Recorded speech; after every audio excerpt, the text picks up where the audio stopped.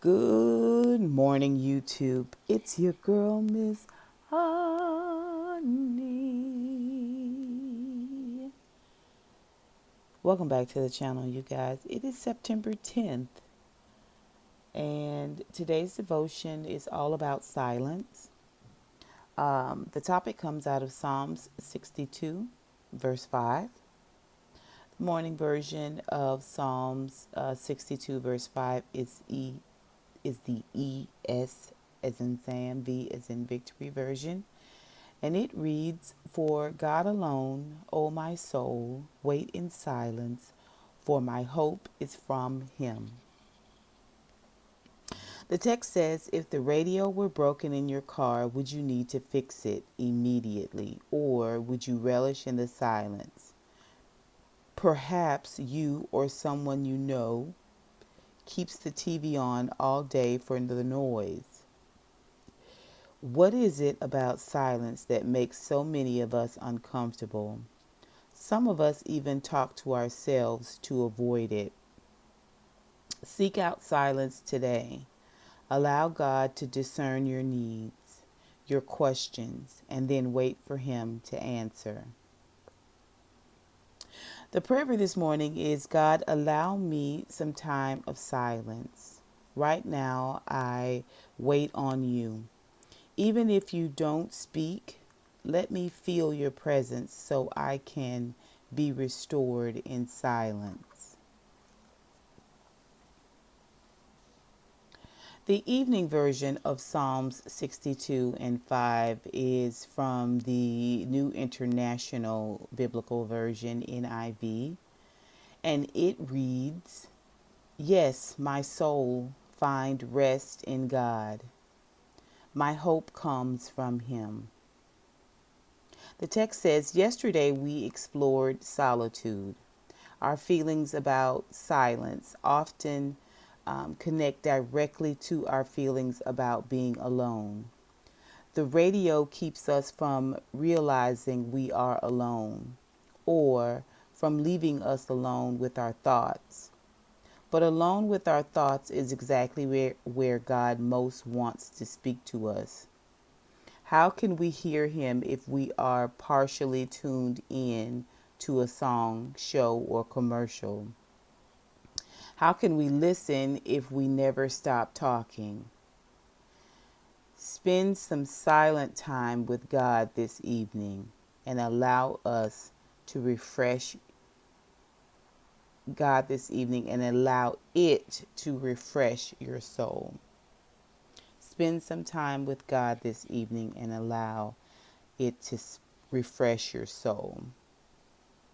The prayer for the evening is, Jesus, I have made the decision right now to turn off or away from all the distractions so I can wait on you. I give you this time right now to experience your hope for my life. And then the question for ourselves today is, what is God filling your heart with in this moment? Listen, we're going into the fall of the year, a time of the year where things begin to slow down a bit. Oftentimes, I know for myself anyways, when the sun is up and it's bright, I'm energized. I want to go out and do things. I want to be out of doors. And oftentimes things slow down a little bit in the fall, right? People are in, they're snuggled in, they're maybe doing a little bit more reading, spending some time by the fire, warm, hot baths, think that type of thing, cups of tea in the morning.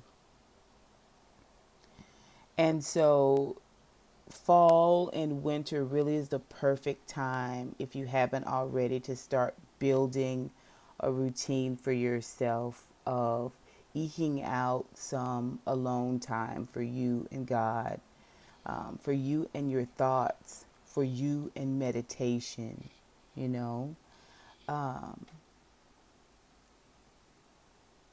We've seen a trend like the text says, we've seen some trends over the last few devotions about solitude and priorities and true friends and that type of thing.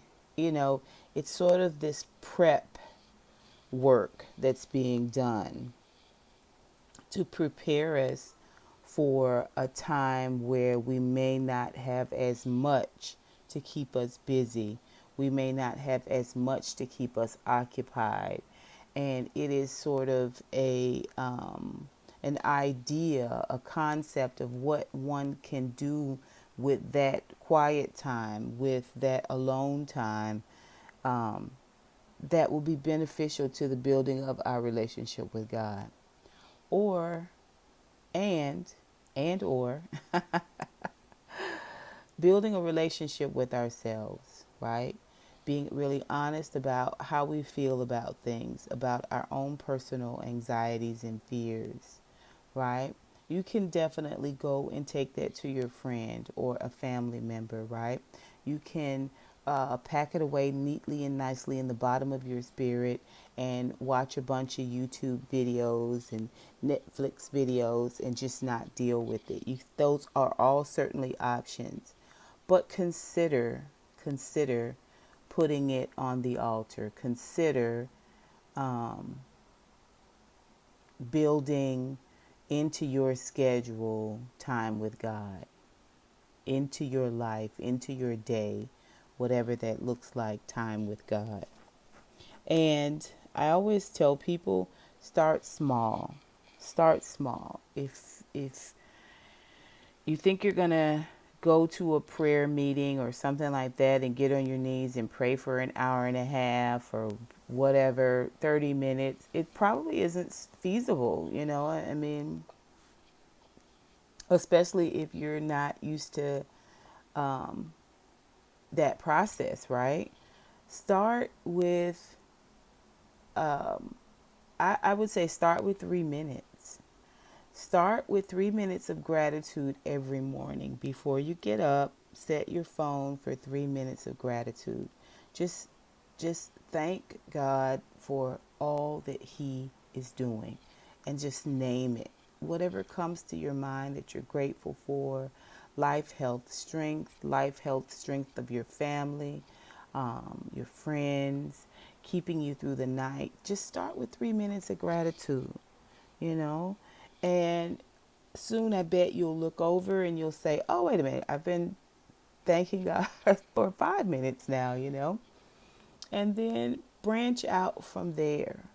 And you know, don't be afraid of those times where you just don't have a lot to say.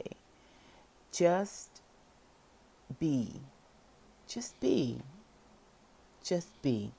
You know, and let God talk to you. Let God impart to you, impart on your heart what your day should be, what your next move should be, right?